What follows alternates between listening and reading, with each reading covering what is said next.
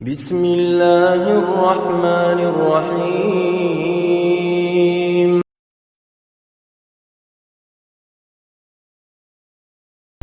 Pertama yang kita mesti lalui itu adalah sakaratul maut. Nah, kayak apa cara supaya sakaratul maut ini husnul khatimah? Karena bila ini kada husnul khatimah, kada bakal sampai ke surga. Kalaupun sampai ke bisa macam-macam yang dilalui, susah payah. Nah, jadi kita hitung sejak dini sanggup untuk sakaratul maut supaya husnul khatimah.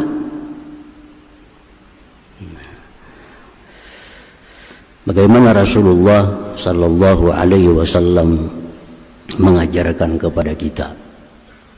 Ujar Nabi kita, kematian itu sesuatu yang sangat sulit. Sakitnya mati itu komplit rohani dan jasmani. Nah, itu sakitnya mati. Nah, satu sakitnya sakit penyakit dulu. Malaikat mencabut nyawa dari urat-urat. Itu sakit luar biasa. Ujar Nabi kita mengatakan sakitnya luar biasa. Ini Nabi yang mengisahkan. Satu itu. Sakit yang kedua sakit hati. Apa sakit hati? Meninggalkan anak, meninggalkan laki, meninggalkan bini, meninggalkan kabun, bagi nang bisi kabun, meninggalkan mobil, bakal bisa bisi mobil, meninggalkan gedung, nang bisi gedung. Sakitnya hati luar biasa. Kalau kita berisi gedung kita hilang sebuah, sakitlah hati, sakit. Mati pang, semuaan ditinggalkan. Bayangkan sakitnya hati orang hendak mati itu. Apalagi rumahku negananya, kenapa aku mati, biniku kawin ke lain. Sakit benar hati ini kirakan itu. Mana sudah penyakit di awak, tambah sakit hati. Bakal meninggalkan orang-orang yang dicintai, meninggalkan hal-hal yang dicintai. Jadi sakitnya mati itu komplit sakitnya. Nah, disitulah Nabi kita memberikan doa supaya kita nyaman menghadapi mati itu. Banyak doa, tapi kada semua doa untuk itu.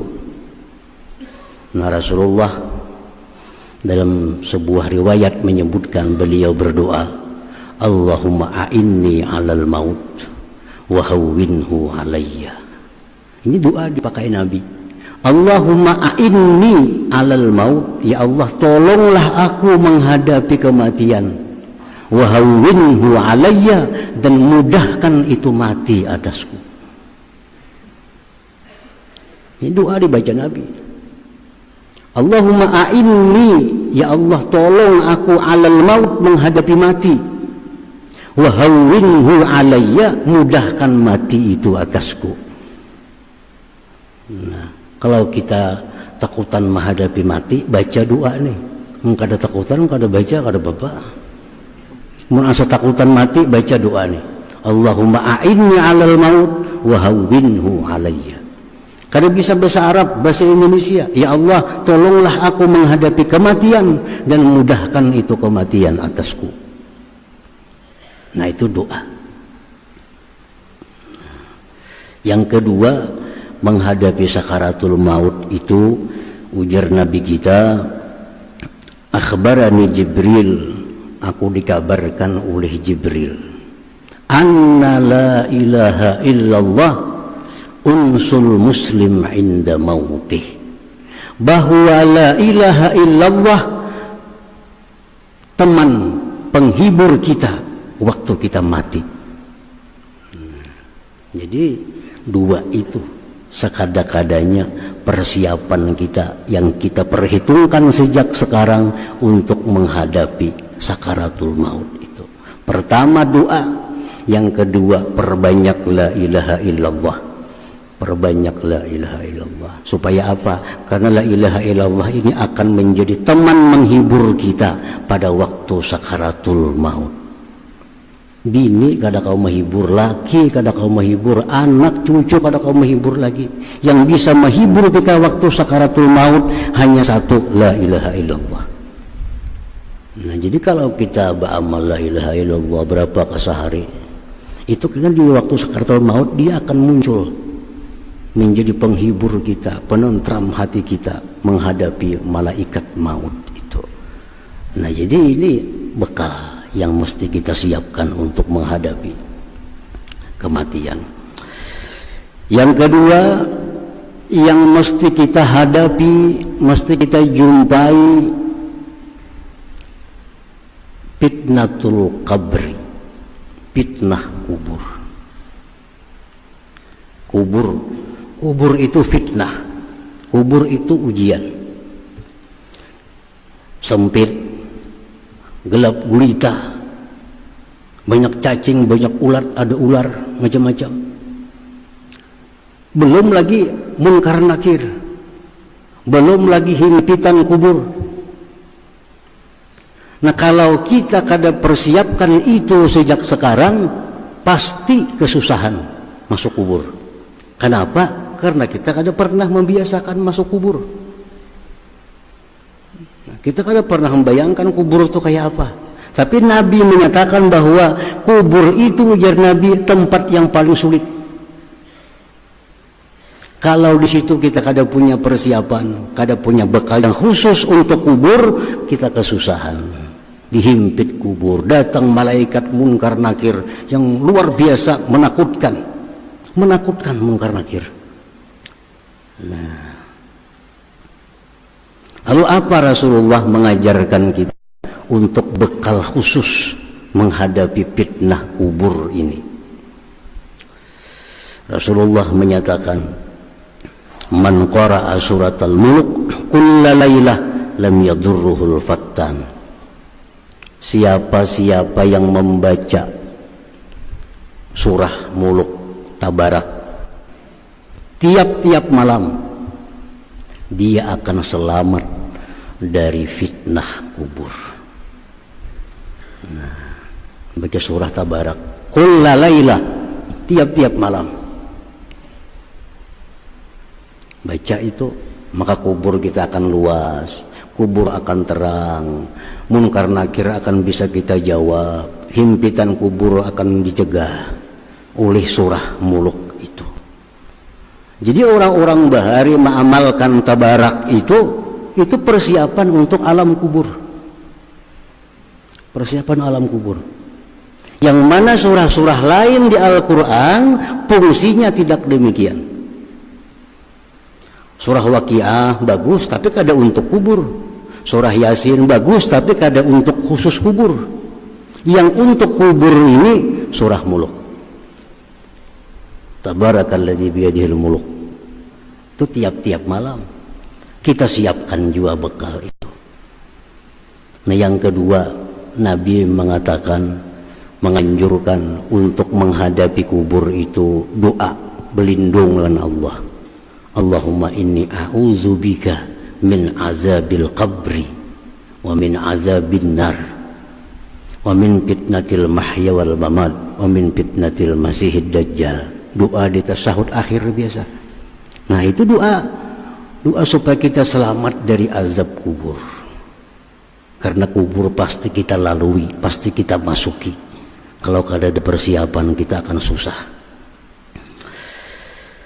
Kemudian yang ketiga yang kita akan hadapi, al-muqsu fil qabri. Kita di kubur itu diam. Berapa lawas kita diam di kubur? Ila yaumil qiyamah, sampai hari kiamat. Bisa ribuan tahun kita dikubur. Nah, ribuan tahun dikubur, kalau kada bekal kita bisa membayangkan. Jangankan 1000 tahun kita kada ada bekal, seminggu aja kita kada ada bekal. Nah, ini dalam kubur sekian tahun kita, apa sanggup kita? Itu mesti diihsa, mesti dihitung. Kalau kita beriman dengan nama Allah Al-Muhsi, sembahyang kada kawal lagi dikubur, puasa kada kawal lagi dikubur, Amaliyah kita dikubur putus.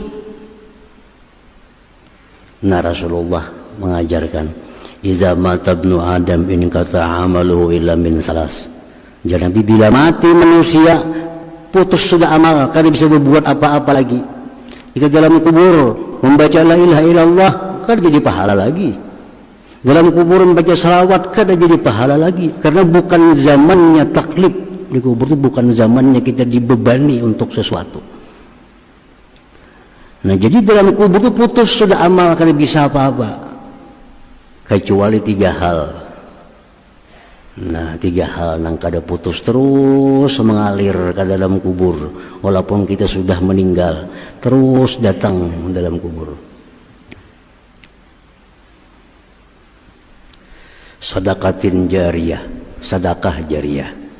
Nah, sedekah jariyah, kita bisa dia sudah ada berwakaf samitir segi 4 tanah, 4 nukar orang bulah masjid, 4 nukar dibangun masjid. Nah, maka selama masjid itu disembahyangi orang, terus mengalir dalam kubur pahalanya. Ini yang menyamani di kubur, ini yang menyamani di kubur. Amal lain sudah kada bisa. Ada tinggal sedekah jariyah, aw ilmin yuntafa'u bihi, atau ada ilmu yang kita ajarkan yang diamalkan orang. Imam Bukhari mengumpul hadis, mengarang kitab hadis. Imam Bukhari 1000 tahun lebih yang lalu dibaca orang kitab Bukhari sampai hari ini, sampai pahalanya mengalir lawan sidin. Terang kubur sidin, luas kubur. Kenapa? Setiap kali orang baca kitab Bukhari sampai pahala. Itu ilmu yang dimanfaatkan dengannya. Imam Ghazali mengarang kitab Ihya tahun 500-an Hijriah, para ribuan tahun sudah. Dibaca kitab Ihya sampai pahala Imam Ghazali. Tarang kubur sidin, lapang kubur. Kenapa? Karena ada ilmu yang dimanfaatkan dengannya. Yang ketiga, waladin salih yad'ulah, anak salih yang mendoakan.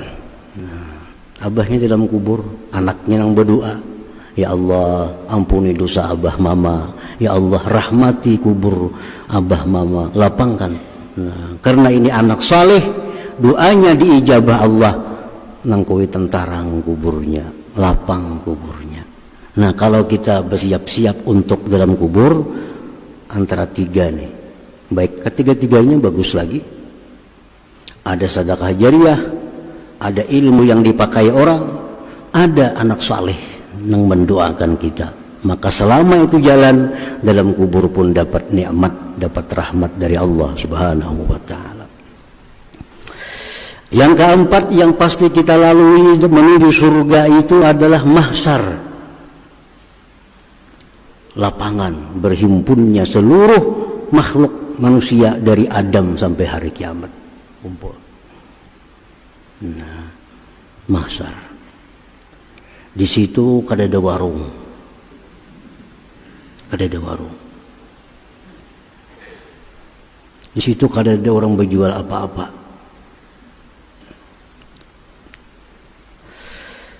Kayak apa cara kita menghadapi di mahsyar itu? Kada satu umat di mahsyar ini. Ratusan bahkan mungkin bisa ribuan tahun di padang mahsyar. Kayak apa kita? Kita di sana itu sama jalan kita di sini, berasa, melihat, mendengar. Cuma pindah tempat. Kita di dunia sakit dikibit, di padang mahsyar bang gak enak, sakit juga dikibit. Kada ada bedanya. Kalau belain lawan di sini kada. Kita di sini makan kanyang, di padang mahsyar bang makan kanyang juga. Kita di sini haus, padang mahsyar haus juga. Sama. Cuma tempatnya aja beda. Kitanya kita ini nih bang orangnya. Nah, kalau pun kita lain kita, kada kita orangnya. Coba kita lihat gambar kita. Nang umur 50 tahun, lihat gambar 10 tahun bahari. Iyalah kita nih toh, Iya kita nih tuh, cuma 10-50 tahun lalu kita masih halus, masih baik. 50 tahun sekarang kita iya itu juga orangnya. Di sini dikibit sakit, dulu sakit juga dikibit. Kan tidak beda. Walaupun tubuh kita belain, tapi kita ini ya itu orangnya. Yang dikubur kita nih panggilnya, yang dimahsyar kita nih juga orangnya. Nah di situ kan ada apa-apa yang diharapkan.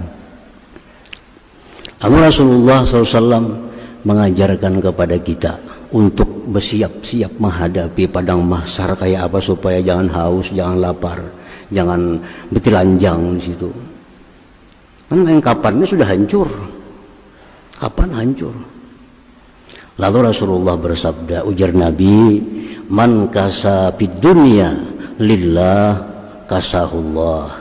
Wa man at'ama lillah at'amahullah, wa man saqa lillah saqahullah. Nah, di padang mahsyar ujar Nabi, manusia sangat susah payah, telanjang, lapar, haus. Siapa dalam dunia suka memberi pakaian, nah, dalam dunia suka berbagi baju, dalam dunia suka, kasahullah, di padang mahsyar kena diberi Allah pakaian, baju yang diberikan. Kalau untuk menghadapi padang mahsyar, pakaian. Memberi hamba bang, lain kisahnya hamba. Walaupun berpahala juga. Memberi selimut, lain kisahnya. Khusus menghadapi ini, mesti baju yang kita beri. Nah, upiah beriakan 2 orang, baju beriakan 2 orang, selawar beri orang. Supaya apa? Di padang mahsyar itu yang kita berikan itu dikembalikan oleh Allah untuk kita. Jadi kalau kita bersedekah baju itu ada kekhususan, ada kelebihan daripada kita bersedekah duit. Sedekah duit itu berpahala juga. Tapi kalau untuk padang mahsyar itu lain kisahnya. Ini perlu baju, bukan perlu duit di padang mahsyar. Wa man at'ama, siapa yang memberi makan dalam dunia lillah, karena Allah. Dalam dunia kan tujuan memberi makani orang. Karena nasi bungkus dibaginya lillahi ta'ala. Kadang mengiau orang ke rumah, mengundang orang ke rumah diberi makan karena Allah Ta'ala. Nah orang yang demikian dalam dunia, at'amahullah, di padang mahsyar dapat makanan dari Allah Subhanahu wa ta'ala. Wa man saqa lillah saqahullah, siapa yang dalam dunia suka memberi air minum karena Allah, saqahullah, di padang mahsyar diberi minum oleh Allah Subhanahu wa ta'ala. Jadi bersedekah itu mesti bervariasi. Kadang-kadang kita bersedekah duit, bagus. Ini waktu lain bersedekah baju, bersedekah nasi, bersedekah apalagi air minum. Karena fungsinya lain-lain, kegunaan lain-lain. Orang yang kada biasa bersedekah baju, sedekah duit saja, di padang mahsyar telanjangnya. Telanjang. Kenapa? Dalam hidup pada pernah bersedekah baju. Karena hadisnya mengatakan, man kasa, siapa yang memberi pakaian lillah karena Allah, kasahullah, Allah beri pakaian dia. Pada hari raya sedekah baju, dipilih-pilih waktunya. Nah itu untuk menghadapi padang mahsyar. Kemudian yang kelima yang pasti kita lalui sebelum masuk surga, al-hisab, dihitung. Berapa diberi umur? 60 tahun. Dihitung. Berapa berbuat baik, berapa berbuat dosa, berapa nikmat yang diterima, kemana aja membelanjakan, kemana aja mengguni, hitung oleh Allah. Nah kalau kita kadang menghitung di dunia ini, kita bakal kesulitan di situ. Kalau kita sudah menghitung duit 1 juta dikabat, hitung 1 juta dikabat, kayaknya pas orang hitung ya orang, sudah bakabat 1 juta, 2 juta. Mau duit sabako bisi kita, hitung ya orang. Nah menghitung kayak apa? Mungkin berhitung dahulu. Dalam dunia aja susah kita, apalagi di akhirat. Kalau kita kadang menghitung dalam dunia. Sayyidina Umar bin Khattab radhiyallahu anhu berkata, hasibu anfusakum qabla an tuhasabu wa zinu anfusakum qabla an tuzanu fa innahu ahwanu alaikum bil hisab ghadha. Ujar Sayyidina Umar, hitunglah diri kamu dulu di dunia, karena itu mempermudah nanti di akhirat. Mudah. Kalau sudah kita biasa menghitung, mulai besokan tadi sampai kemarin gitu amal. Yang baik alhamdulillah, yang kada baik astagfirullah wa atubu ilallah, dihitung. Kayaknya subuh kita hitung pulang, mulai maghrib sampai subuh, sembahyang maghrib, baca Quran, ini itu alhamdulillah. Oh tadi aja berbuat dosa di sini astagfirullah wa atubu, kita hitung dulu. Kini di padang mahsyar kita kada sulit lagi karena sudah berhitung berdahulu. Ditambah lagi doa yang diajarkan Rasulullah SAW, Allahumma hasibni hisaban yasira. Nabi dalam sembahyang berdoa, Allahumma hasibni hisaban yasira. Ya Allah, hisaplah aku di akhirat hisap yang mudah. Aisyah mendengar, wahai Rasulullah, pian berdoa apa tadi? Ya Nabi, supaya hisap itu mudah kena di akhirat. Nah, kada disulit.